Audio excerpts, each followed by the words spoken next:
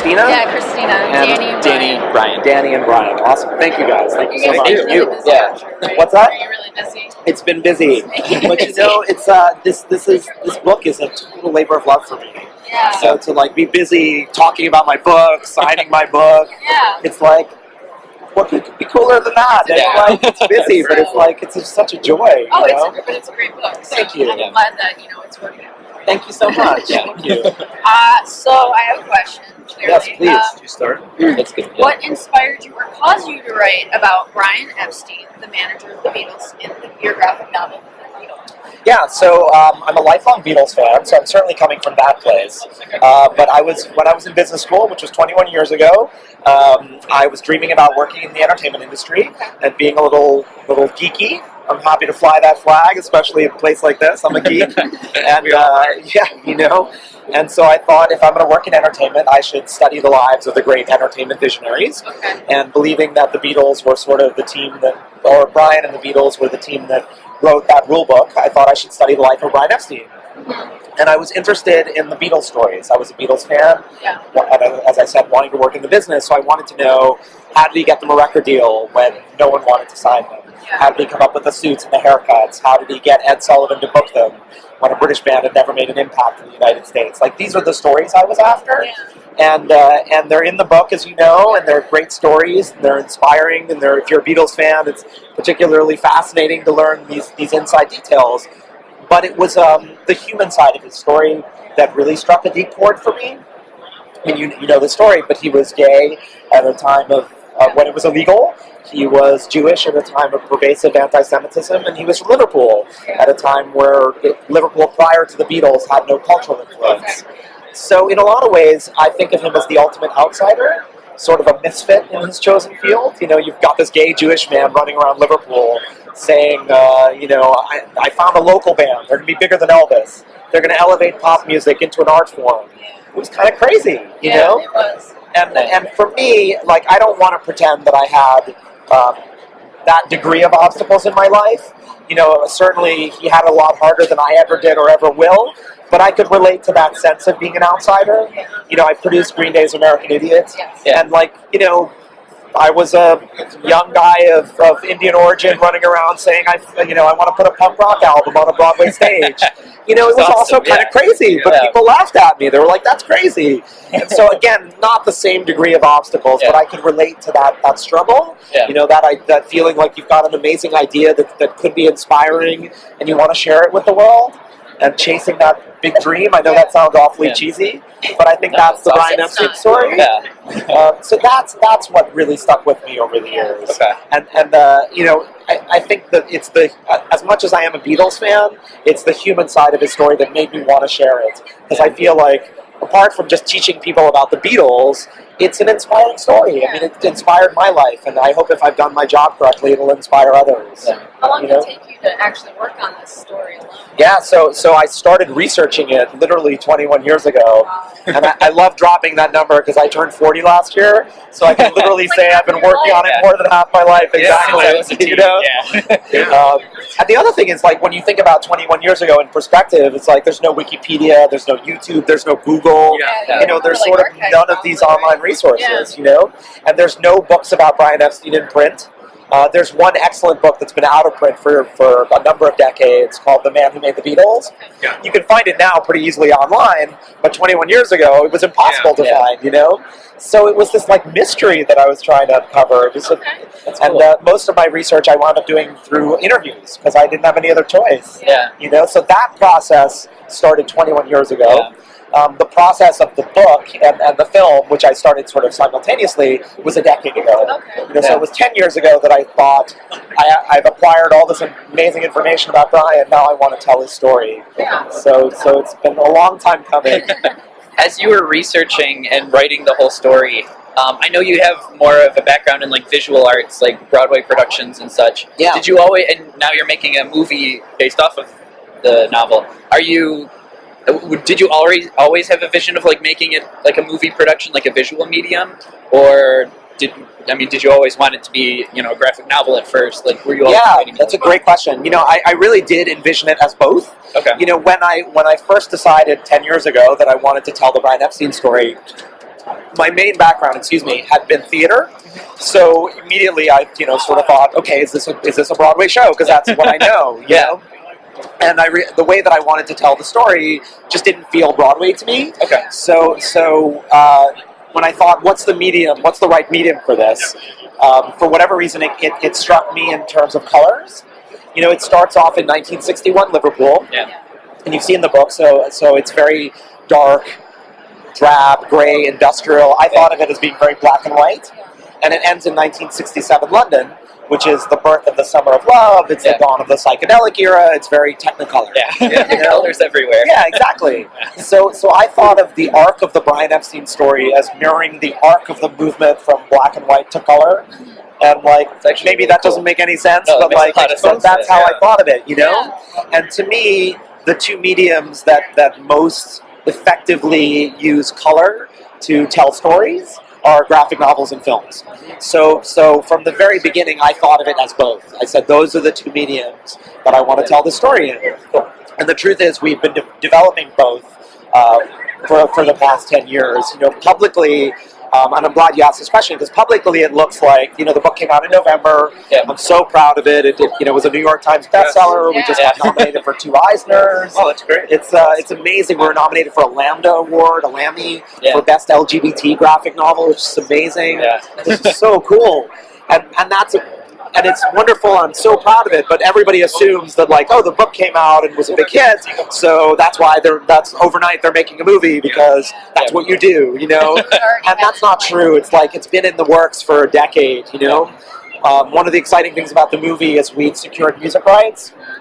Paul McCartney, Ringo Starr, Yoko Ono, and Olivia Harrison have all signed off on it. Paul, in particular, is a huge fan of the book. And that's amazing.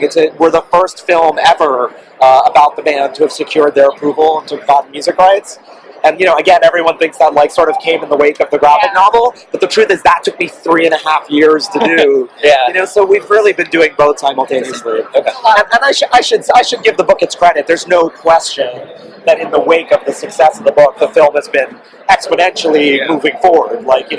Now, we're talking to actors right now, and there's no question that, they know the book is a huge hit, and that's helping to get people excited about it. But they were envisioned at the same time. Is there any differences that are going to be incorporated in the movie that are possibly aside from the graphic novel? Yeah, I love these questions. These are great questions, and thank you for asking them, because these are all the things I want people to know. As you can tell, I'm sure the Brian Epstein story is something I'm really passionate about. And it was important for me with the graphic novel to be brief.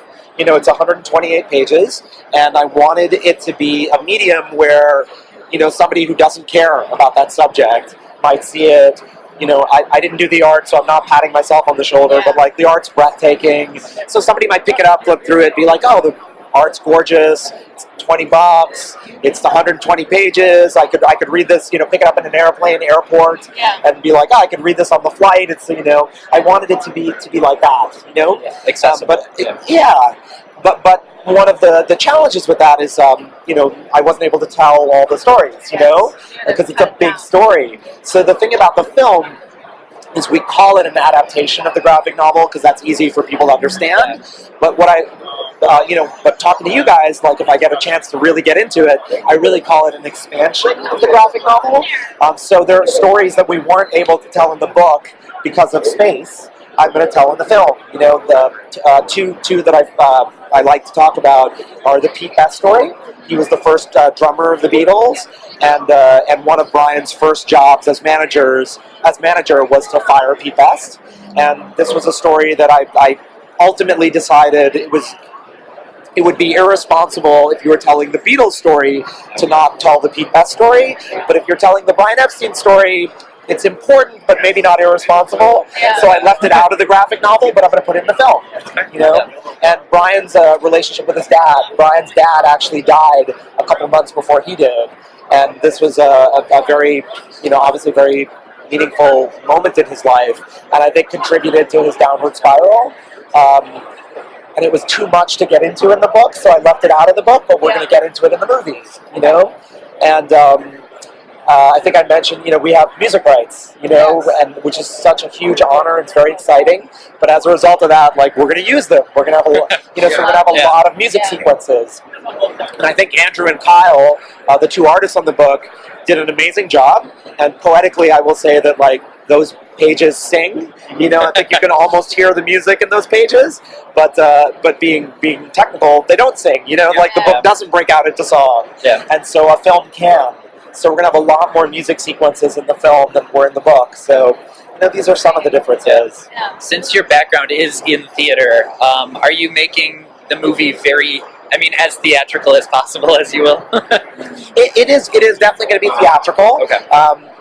I would say that it has the tone or the whimsy, if you for lack of another word, of the graphic novel. It has the Matador sequences that run through the book are going to be in the film. Okay. It has a number of fantasy sequences. Yeah. My co-producer on the project, he's really the lead producer because he knows what he's doing, is Bruce Cohen, who won the Academy Award for American Beauty, and he was nominated 2 other times for Milk and for Silver Linings Playbook, and he produced Big Fish for Tim Burton. And I always say that, like, if you look at those films and you read the book, you get it. Totally the film will have the whimsy of a Big Fish. It'll have those sort of fantasy moments. Big Fish was a very theatrically driven. It was very like a stage production, which is why they adapted it into a stage production. That's exactly right. Yeah. so it'll have that feel to it. Cool. That's awesome. Yeah. I mean, the idea of doing a stage version one day is certainly I've thought a lot about. Again, because it's my background. So that's possible, but it's also sort of one thing at a time. Yeah, for sure. Book, film, and then we'll see where it goes. So. All right. So aside from Fifth Beatle, which I know is like your life's work, as I'm hearing, you're set to work on a Broadway adaptation of Alanis Morissette's Jagged. So what drew you to want to work on that? Yeah. So I came out of the music industry. When I was at business school discovering the Brian Epstein story, I was also working for Sony Music as a field marketing rep. And then after I graduated, I grew up in New York, so I moved back home. I took a job at Mercury Records. I was there for about 3 years, and then I left and started my own company. But I mentioned that because my background, the heart of what I do is the music industry. All my projects have some music focus. My graphic novels about the Beatles manager. All the Broadway work I've done have been musicals, except for A Raisin in the Sun. And even there, I cast Sean Combs, P. Diddy as the lead, and so all my projects have some sort of musical core to them. And so I was very proud of American Idiot. Growing up in New York, my parents were lovers of the arts, and they used to take me. I grew up on 12th Street. They used to take me uptown to Broadway and ballet and opera. And then as soon as I was allowed out of the house on my own, I was going downtown to CBGBs and seeing like Ramones concerts and all these Sonic Youth concerts. And so I grew up with those two sensibilities. Sorry, this is a very long-winded answer to your question. It's better than. But so American Idiot, I love all the things I've worked on, but American Idiot has a special place in my heart because it was kind of putting that punk rock and that Broadway, those two worlds together. So in the wake of American Idiot, which was so successful, so proud of that, and the fact that I have a music industry background, so I know a lot of people in the music industry, I was getting pitched every music project you could imagine, every sort of artist or catalog that was interested in putting their work on stage. And the music industry is a very troubled place right now, so artists are trying to think of every way they can to expand their... Exactly. So Broadway's on a lot of artists' minds. And I will give credit where it's due. A friend of mine suggested, he said, I told him I was looking at all these different projects, and he said, you should go back and listen to Jagged Little Pill. I said, that's a really good idea. And I was a huge fan, but I hadn't listened to it in years. So I went back and I put the record on, and it really holds up, And the things that made me feel that it was Broadway, first and foremost, I feel that Broadway hasn't had a lot of musicals with strong female voices. Next to Normal is an exception, and the composer of Next to Normal is doing our orchestrations for Jagged Little Pill. He's an old friend of mine. But outside of Next to Normal, I mean, Mamma Mia is a female story, but it's not exactly a serious story. So it's you don't get strong women's stories on Broadway. And I thought that this was an opportunity to do that. As proud as I am of American Idiot, it's a very male story, So that was what was really exciting to me about Jagged Little Pill. And I also feel like Alanis' songs, they feel very big, very epic, like a U2 song in some ways. You know, in some ways she's like singing to the back of the room. A lot of You know? and feeling and her whole stories in that one song. Totally. But you know, when you say her story, you know, that the other side of it is like, while it's big and epic, you know, the subject matter is like what happened to me one summer. You know, like what happened to me with this guy. Like it's it's big but small. You know, the narrative part is so tiny. Yeah. And when I use that U2 example, like that's where it's different. Like the U2 songs are big, but then I love U2, so I don't mean this as a criticism, but like the subject matter is like where the streets have no name. You know, I still haven't found what I'm looking for. It's like these big stories, you know, whereas Alanis is like this big sound with a small personal story. You know, and I think musicals, stage musicals at their best, that's what they do. Yeah. They sing to the back of the room, but they make you feel like you're in the heart of this person. Yeah. So I felt in some ways, as I was listening to it, that in many ways the songs almost felt more suited to a stage than they did to the album format. So I was really excited about it, and like, you know, music industry is a small world. I didn't know Alanis or her manager, but we were 1 degree of separation. So I got a friend to introduce us, and we hit it off, and here we are. Yeah. Yeah, Cool. we're meeting to update you on that. We're meeting with writers literally next week. Okay. We have an amazing list of like Pulitzer winners and Tony winners who are interested in it. So I hope that in the month of May we'll be picking our writer. And I've been saying end of the year, but to be honest, that's very ambitious. Yeah. You know, sometime next year likely we'll have a workshop. So Yeah. That's cool. Questions we had. awesome. Thank you guys. Thank you so much. Yeah, it's so wonderful meeting you guys. Thank you very much. Yeah, let me give you my info and Here's my business card. Awesome. If you want to look up anything for the books that so. We'll each toss ours in there. I like your Doc Martens. thanks. I used to wear Doc Martens a long time ago. I had a pair of shinier gray ones. I pretty much exclusively wear DOS. That's It's awesome. true. That's me. Thank you. All right, good. Thank you very much. Thank you, And then here's guys. the rest of us. Awesome. Oh, that's me. Yeah. Thank you so much. It was Thank you really very great to much. meet you. Pleasure, and you know you do amazing work. So Thank you. and I Thank can you relate so much. To Brian's story. I mean, I didn't grow up in that era, but I'm gay, so that's why that kind of stuff is hard still. Yeah, I mean, it's you know, we have a partnership with Freedom to Marry, sort of a marriage equality organization, and it was important. I don't think of the book as an activist book, Yeah. but I hope that it's an inspiring book. Oh yeah. And I hope that people, when they finish reading it, like want to make the world a better place. Again, that sounds really cheesy, but you know, and to me, Freedom to Marry is one way to do that. And so that, you know, that again, I don't think of it as an activist book, but those. But it You know, carries a good message. The struggle for marriage equality and the struggle for gay rights to me is really important, and I hope that this book draws attention to that.